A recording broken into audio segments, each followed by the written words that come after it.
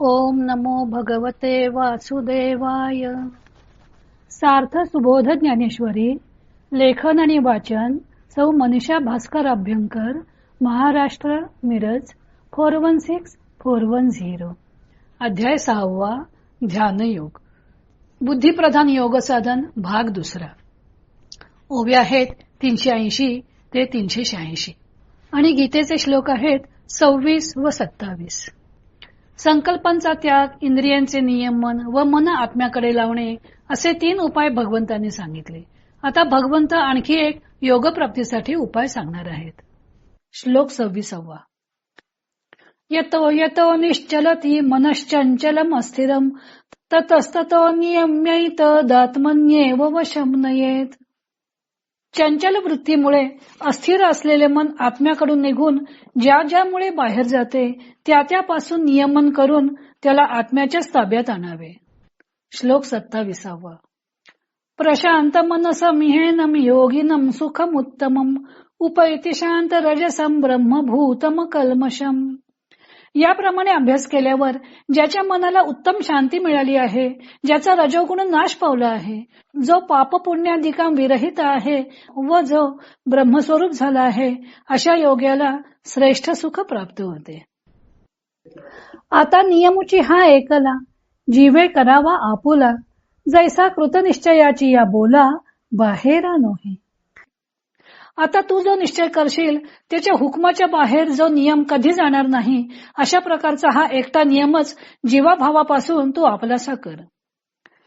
जरी येतुलेनी चित्त स्थिरावे, तरी काजा आले स्वभावे, नाही तरी घालावे मोकलुनी.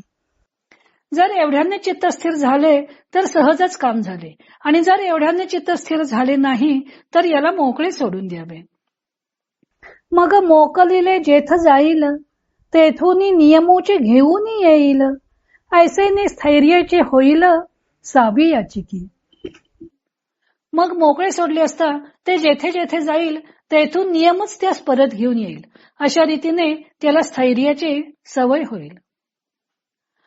पाठी केतुलेनी एके वेळे, तया स्थैर्याचेनी मेळे, आत्मस्वरूपाजवळे येईल सहजे. नंतर काही वेळाने त्या स्थैर्याच्या योगाने मन सहज आत्मस्वरूपाजवळ येईल. तया ते देखोनी अंगा घडेल, तेथ अद्वैती द्वैत बुडेल, आणि ऐक्य तेजे उघडेल त्रैलोक्य हे. आणि मनाने त्या आत्मस्वरूपास पाहिल्यावर ते मन स्वतः आत्मस्वरूप बनून जाईल.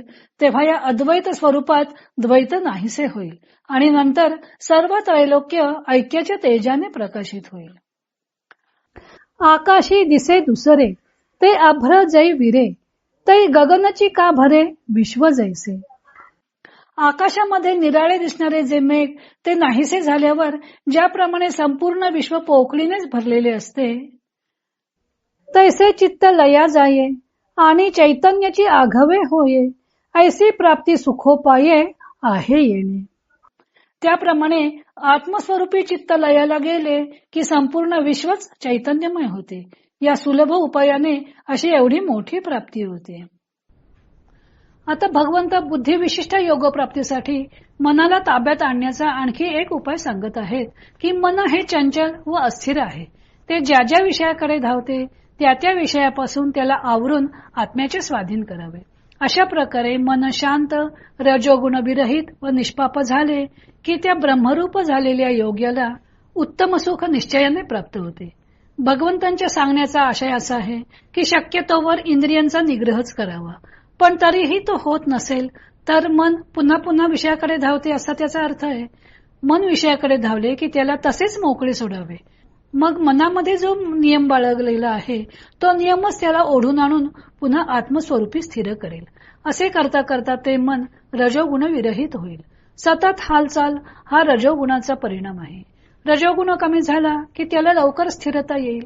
अशा तऱ्हेने मनोनिग्रहाची व आत्मध्यानाची सवय केल्यास मन निष्पाप व निर्द्वंद्व होतं.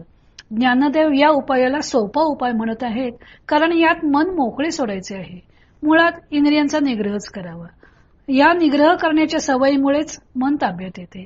पण तरीही जर ते ताब्यात येत नसेल तर जरी येतुलेनी चित्त स्थिरावे तरी काजा आले स्वभावे, नाही तरी घालावे मोकलुनी.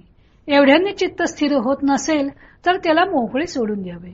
आता चित्ताला जरी मोकळे सोडले असले तरी केलेला नियमच त्याला परत घेऊन येईल. कारण आपल्या हातून चूक होत आहे हे त्याचे त्यालाच कळेल व तेच मन मग आपल्याला सावरायचा प्रयत्न करेल. हळूहळू त्याला स्थैर्याची सवय होईल आणि त्या स्थैर्याच्या योगानेच ते आत्मस्वरूपाकडे येईल. एकदा आत्मस्वरूपाकडे मन आले की ते आत्मरूपच बनून जाईल व त्याला ऐक्याचा बोध होईल. हे स्पष्ट करण्यासाठी त्यांनी आकाशात दिसणाऱ्या अभ्राचा दृष्टांत दिलेला आहे. वेगळेपणे दिसणारे अभ्र जेव्हा आकाशातच विलीन होते त्यावेळी आकाशाशिवाय दुसरे काहीच शिल्लक राहत नाही. तसे मन आत्मस्वरूपी लीन झाल्यावर आत्मस्वरूपाशिवाय काही शिल्लक राहत नाही. सर्व विश्वच चैतन्यमय होऊन जाते.